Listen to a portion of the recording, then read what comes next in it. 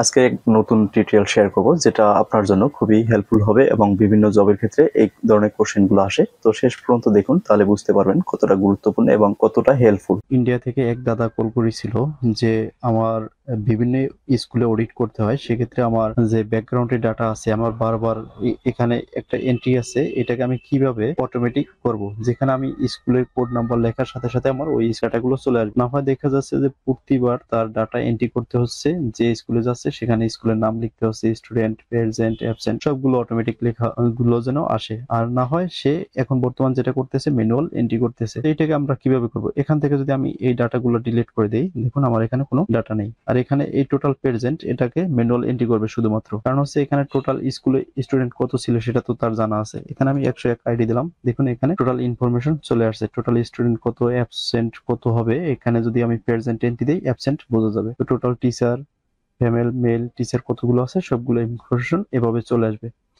তো এখানে তার ব্যাকগ্রাউন্ডে একটা ডাটা আছে, যে ডাটা থেকে সে অটোমেটিক এই ডাটাগুলো নিয়ে আসবে। তো সে কি করতেছে, বারবার যখন অডিটে যাচ্ছে তখন তার এই স্কুল কোড দিয়ে বারবার তার ইনফরমেশন গুলো লেখা হচ্ছে। কারণ হচ্ছে একটা স্কুলে কতজন স্টুডেন্ট ছিল সেটা তো অটোমেটিক জানাই আছে তার। অ্যাবসেন্ট এখানে এটা অটোমেটিক ক্যালকুলেট হবে, টিচার কতজন, মেল ফিমেল।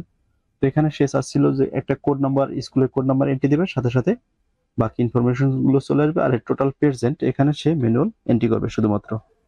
তো এখানে ধরুন 2300 স্টুডেন্টের ভিতরে 2000 স্টুডেন্ট আছে, বাকি হলো অ্যাবসেন্ট আছে। তো এটাকে আমি কিভাবে করছি, এটা ফুল ইনফরমেশনটা আমি এই ভিডিওতে শেয়ার করব। দেখুন আমি এখানে আরেকটা যদি কোড নাম্বার এন্ট্রি দেই স্কুলের, সাথে সাথে ইনফরমেশন চলে আসছে। তো ভিডিওটা শেষ পর্যন্ত দেখুন, তাহলে বুঝতে পারবেন আমি এটা কিভাবে করছি। তো আমি এখান থেকে সর্বপ্রথম এখান থেকে সম্পূর্ণ ফর্মুলাটা ডিলিট করে দেবো, যতটুকু আমার ফর্মুলা পেস্ট করা আছে এখান থেকে আমি ডিলিট করে দিলাম। এটা সম্পূর্ণই আমি করেছি ইফ এবং হচ্ছে ভ্যালুকপ ফর্মুলা দিয়ে। এখানে আমি প্রথমে ভ্যালুকপ লিখবো, ইকুয়াল সাইন দিয়ে ভিএল লেখার পরে ট্যাব বাটনে ক্লিক করব। এটা আমি অনেকবারই এই ফর্মুলাটা দেখিয়েছি, তারপর আপনারা দেখুন খেয়াল সহকারে। এখানে লুকআপ ভ্যালু হচ্ছে আমি যে নাম দিয়ে তাকে কল করব, এটা হচ্ছে লুকআপ ভ্যালু, মানে যারে দিয়ে আমি খুঁজবো। তো এখানে হচ্ছে কি লুকআপ ভ্যালুটা হচ্ছে এই কোড নাম্বার, এই কোড নাম্বার দিয়ে আমি খুঁজবো কি স্কুলের নাম। তো এখন হচ্ছে স্কুলের নামটা কোন জায়গায় আছে, আমি এখানে একটা কমা দিলাম টেবিলের, যে কোন টেবিলের ভিতরে এই স্কুলের নামটা আছে। তো টেবিলের হচ্ছে আমার ডাটাবেস, তো আমি ফুল ডাটাবেসটাকে আমি সিলেক্ট করে দিলাম। এখন কত নাম্বার কলামে আছে, এখানে আমার যে কলাম ইন্ডেক্স নাম্বার, এখানে আমি যদি কমা দিই, কমা দেওয়ার পরে কলাম ইন্ডেক্স নাম্বার হাইলাইট হয়েছে। এখন হচ্ছে এই স্কুলের নামটা কত নাম্বার কলামে আছে, এখানে বলছে স্কুলের কোড হচ্ছে 1 নম্বরে আর বি নাম্বার হচ্ছে 2। এই যে বি স্কুলের নাম, তাহলে আমি এখানে 2 দিয়ে দিলাম, দেওয়ার পরে কমা দিয়ে দেবো। এক্সাক্ট ম্যাচের জন্য এখানে ফলস লিখে দিতে পারবেন অথবা 0 দিয়ে দিলেও চলবে। তো আমি ফলস সিলেক্ট করে দিলাম, দেখুন আমার স্কুলের নাম চলে আসছে।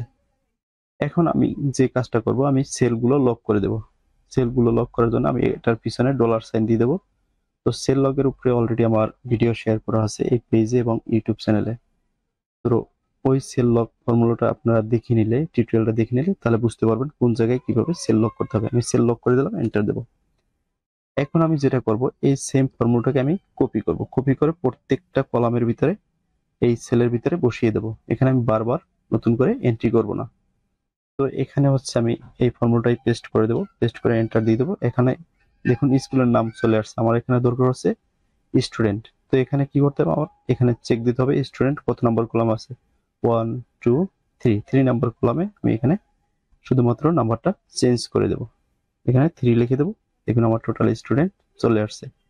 এখন হচ্ছে টোটাল প্রেজেন্ট, এটা ম্যানুয়াল এন্ট্রি করতে হবে। এখন এস অ্যাবসেন্টটা এখানে আমার কি করতে হবে, টোটাল স্টুডেন্ট মাইনাস এখানে অ্যাবসেন্ট, টোটাল প্রেজেন্ট সিলেক্ট করে দেবো।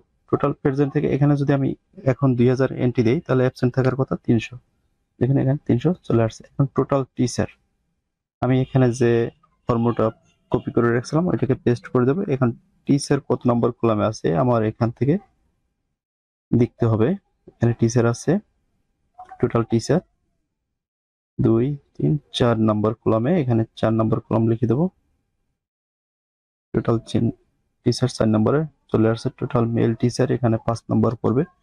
এটা সিকোয়েন্সে আছে আমার এখানে 5 নাম্বার। এখানে টোটাল মেল টিচার, এখানে 5 নাম্বার আছে দেখুন। এই যে আমি এখান থেকে যদি সিলেক্ট করি, এই যে 5 নাম্বার কলাম দেখা যাচ্ছে এই পাশে, তো এখানে আছে 5 নাম্বার, আর 6 নাম্বার হচ্ছে ফিমেল টিচার। আমি এখানে ফর্মুলা পেস্ট করে দেব। পেস্ট করার পরে এখানে আমি 6 লিখে দেব। এখন হয়ে গেল আমার। এখন হচ্ছে আমি পুরোটাকে ড্র্যাগ করেও দিতে পারি, কারণ হচ্ছে আমার সিলেক্ট করা হয়েছিল না, এটা আমি ডিরেক্ট করে দিলাম। ড্র্যাগ করার পরে এখান থেকে আমি এই যে টোটাল প্রেজেন্ট, এটা তো সব জায়গায় একরকম হবে না, কারণ হচ্ছে আমি এটাকে ম্যানুয়াল এন্ট্রি করতে হবে, এটাকে আমি ডিলিট করে দেবো। এখন দেখুন আমি যে ইরোর ভ্যালুগুলো চলে আসছে, আমার যে ফর্মুলাটা আমি দেখিয়েছিলাম ওখানে ইরোর ছিল না। আমরা যদি ইরোর রিমুভ করতে চাই, এখানে ইফ ইরোর ফর্মুলা ব্যবহার করতে পারি অথবা ইফ ফর্মুলা ব্যবহার করতে পারি।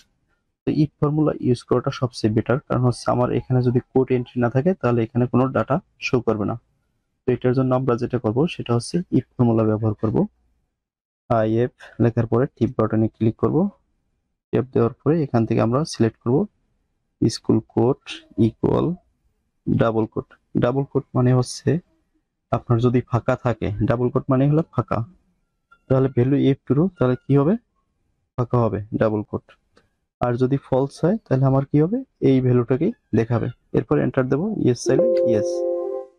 এখন যদি আমি এটাকে ডাবল ক্লিক করে দিই, নিচের দিকে যাই, ড্র্যাগ করে দিলে দেখুন ফাঁকা হয়ে গেল। এখন সেম ফর্মুলাটাকে আমি এখান থেকে কপি করে নেব। এই যে দেখুন এখান থেকে আমি এতটুকু কপি করব।